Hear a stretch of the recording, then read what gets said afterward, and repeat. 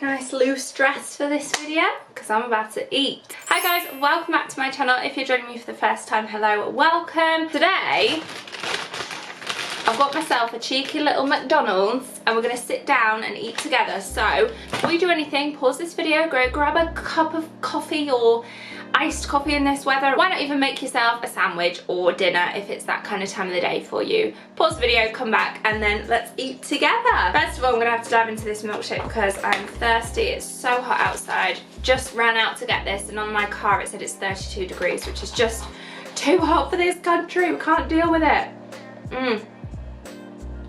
You have to suck so hard to get out the milkshake sometimes in McDonald's. So good though. Right, so I went in and picked up myself some of these cheese bites, which they do now. I've had these once before and they are really good. And it comes with a rich tomato dip. So because of that I went for a single cheeseburger, but usually I go double. And regular fries. And then I either get a milkshake or a Diet Coke. And if I get a Diet Coke, I usually get like a sweet, like the apple pie or something, which is really good. Oh, this is new, isn't it? Sitting down eating together. Right, so I actually saw this. It'll be very similar if you also watch her videos, Jordan Lipscomb. She did a video like this and it just made me crave McDonald's, and also I thought, well, why not do the same kind of video, because I want to do more sit down chit chat, get ready with me, or sit down, get to know me, Q&A type videos. You're always taught never to eat with your mouth full. No? Let's rephrase that. You're always taught never to talk with your mouth full. I did a poll. Some of you didn't even know I do bloopers at the end of my videos, which is fine. It's not your thing, but if you do like bloopers and outtakes, that kind of thing, then if I get enough, which is usually every video, not on my vlogs, but on my other videos, then yeah, I pop them at the end of the video. Did any of you guys know that, who likes to watch my bloopers? These are actually really good. Delish. It's weird though, because when the weather's like this, I rarely crave food like this. It's like, I kind of lose my appetite a little bit. Or actually fancy, like, not necessarily salad, but something along those lines, because if you go out to eat and sit out in this weather, which if you're not in the UK, it's really hot right now basically, and we don't have air conditioning in houses and it takes a while for the car to get going, so it just is stifling. We don't have swimming pools to cool off in, well, majority of us. I'm gonna have some chips. I wanted to talk about, because it's not live commentary from you guys, it's more, it feels a little bit more one-sided, so I felt like I would just talk a bit about various things and then let you guys comment in the comments section and just have a chat amongst yourselves. So let's talk the hot topic of the moment, Love Island. What are we thinking? Now, by the time I upload this video, I'm actually pre-recording this for when I'm in London at a wedding, family wedding. So you guys will be a few days ahead of me by the time you're watching this. But we've just had Tom's friend Dean go in. Well, actually, he didn't just go in. It's just, I'm at the stage where he's kissed Megan. What do we think of Megan? I googled her last night before she had all the work done. Do it. It's incredible. It doesn't look like her at all. And just type in Megan Love Island into Google, and there's instantly before and afters of all her 25 gram surgery. I mean, she looks amazing. I think she's one of the prettiest, if not the prettiest in there, but personality wise, she's very controversial, isn't she? I think Danny and Jackie are in it to win it. Apparently I've heard that they're going to do like an over 40s Love Island, which could be funny. Because I know like quite a lot of ages that watch it now. I don't think it's even aimed at just youngsters. Like, I feel like anyone can watch it. After a regular, I think they've given me a large.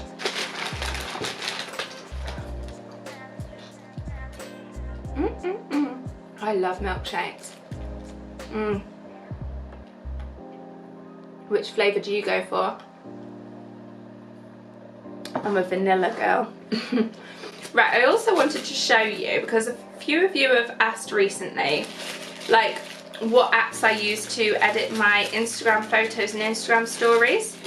And I'll be honest, it's a bit of a lengthy process for my actual Instagram. Just 1 second, let me just do the most important part of eating at McDonald's and remove this gherkin. Oh, yum. I think this is my favourite part of the McDonald's cheeseburger. Like I said, I usually go for double, but if I get these little cheese bites, then I just get a single. Mmm. Oh, McDonald's is so good. So, editing my Instagram stories is different to my Instagram pictures. If you don't follow me on Instagram, then this is what my profile looks like. It's Freya Farrington 1. And then I kind of follow a little bit of a theme where I do 2 photos of the same outfit from the same kind of day. Sometimes a little bit closer up, sometimes a bit further away. And then in the middle I'll do like a filler photo. So, and like kind of make it a bit smaller as well, so that it just, I don't know, for me that looks aesthetically pleasing, just having a little bit of a gap in between, in the middle. But then again, like most, do you go onto someone's page and actually scroll through? Because I rarely do now.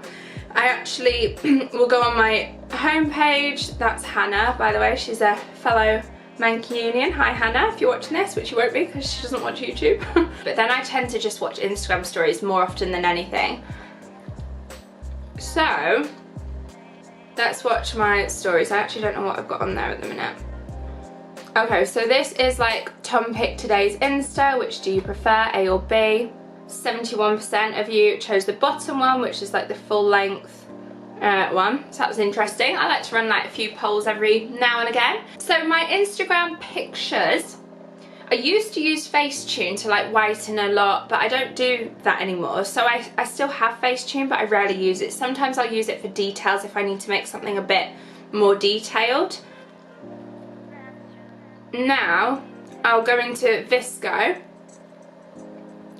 and this is Visco if you've never used it before, and I use the filter M5 if you're interested. So it comes up with loads of different filters that you can use. I use M5, which kind of gives it like a warm undertone. And then once I've Viscoed it to M5, and sometimes I like to maybe sharpen it or brighten it a little bit, just ever so slightly edit it just to make it fit in line with the rest of my Instagram. And once I've done that, I then go into this one, which is called Afterlight, this bottom one here. And that's where you can add the dusty filter. So if it almost looks like there's scratches on the screen or something like that, then that generally is from, in fact it's always from Afterlight. And then I actually give mine a square little white border, which I think when you do look through your feed, it just kind of differentiates the photos a bit nicer. So for that, I'll go into this one, which is called Live Collage, Live Collage, and then I'll just, on the square one, and it kind of gives it a little border. So yeah, that's for my main Instagrams. I don't think I do anything else with them, no. Then Instagram stories, what I will do is either take a boomerang and save it and then edit it, or take like a photo just of my regular camera or whatever. And then I go into, I use 2 apps for editing my stories, either InShot or Unfold. InShot gives it like that cinematic teal orange kind of effect, and like sometimes it'll add an effect like a ghost effect, or a convex is the other one that I like to use, and JPEG as well. And then I will, and you can give it a border as well. It's just a handy app to have. So Infold is like this, where you can press the plus sign and you can choose like a border to put your photos in. And then this one is quite popular, F1. Is it F1? Yeah. So like you can pick a border like, for instance, this one, and then you load both your pictures in there. So that is the other app that I tend to use, and they're really just the main 2 that I go for. So yeah, if you're interested, now you know. So back to Love Island. What is my 100% type on paper? I don't know. I don't really have a type. Like, I'm not like definitely dark, definitely blonde. What I really like, qualities that I really like are, in terms of looks wise, height. I think like Tom is 6'5", so that for me is like that. And I know men can't help their height, but for me personally, I like to be able to when I'm in heels, still have my boyfriend be taller than me, and also like, I don't know, it makes me feel a bit thinner if they're bigger. So yeah, I like height. Tom's got really nice blue eyes as well, which I feel like we're kind of similar colouring in terms of blonde blue eyes, even though he looks darker, and as do I, now that like I'm letting my roots naturally grow out a little bit. Personality trait wise that I would look out for and that are important to me, obviously honesty and loyalty, and you've got to trust someone. Like with Tom having the bar and nightclub, if he's out working every Saturday night till 5 AM, imagine if I didn't trust him, or if I was with someone and didn't trust them, it just wouldn't work. So trust.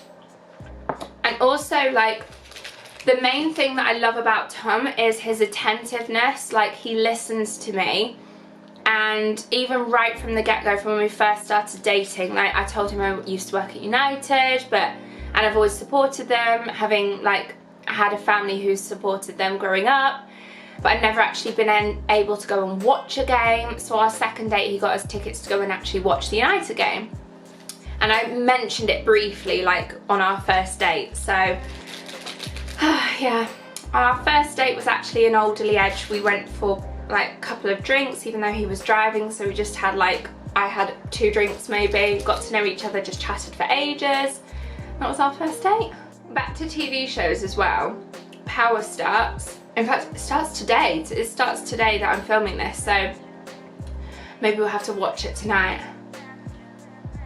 When Tom gets home, yeah, we will. We're also loving, obviously, Love Island. We're also loving Handmaid's Tale, which is on every Sunday, which is funny because we watched the first 2 seasons and we were really into it and loved it because we're watching it back to back. We literally finished it within a couple of days, and now we have to wait for it every week. It's not that you go off the show, but it's almost like you lose that like addictiveness to it, because you kind of forget about it throughout the week, and then Sunday comes around and you're like, oh yeah, Handmaid's Tale tonight. But when you watch it like back to back, I mean, we could stay up for like hours watching it, which I know is bad, but I love it when you get into a show like that. That's what we were like with Power as well. So yeah, the fact that that starts again tonight, but I think it's uploaded weekly to Netflix, so that means we're gonna have to do the same thing, which is a bit annoying.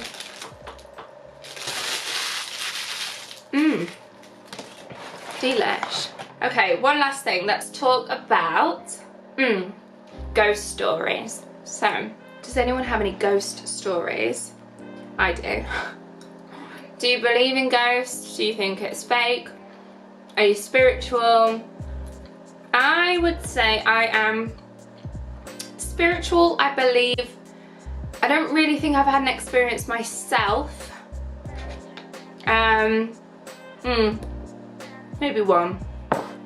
When we were in school, there was this theory that like there was a clock tower, and someone someone working on it however many 100 years ago fell and died, and like the lift shaft or something fell on him. I can't quite remember. I mean, it's just a theory, it's just a story, and how his hand got cut off, like the way that he fell and it landed, and his body was found but his hand was never found. And there was one occasion, it was a boarding school I went to, by the way, so there was one occasion where me and the girls were not sleeping over, we were sleeping at school, and I don't even know what we were doing. Like, I was waiting, oh yeah, that was it. A girl had gone to the toilet like after lights out, and it was night time, and we were all up still chatting and everything. She went to the toilet, and then before she came back I was like, oh quick, I'll hide by her bed. When she gets back I'll go rah, like that.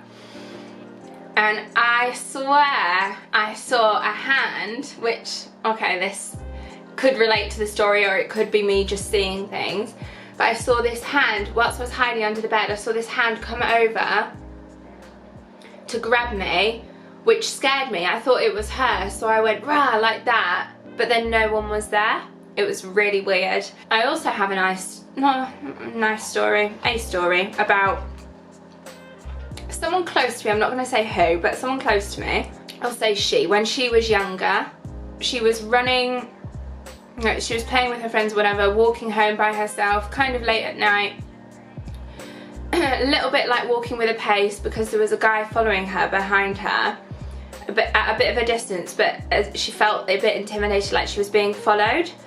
So she kind of like sped up a bit again, and then when she turned the corner and started running, he started running. So obviously petrified, she was like, oh, I don't know where to go. And the only thing she could have hid behind was a lamppost, which obviously you would have seen.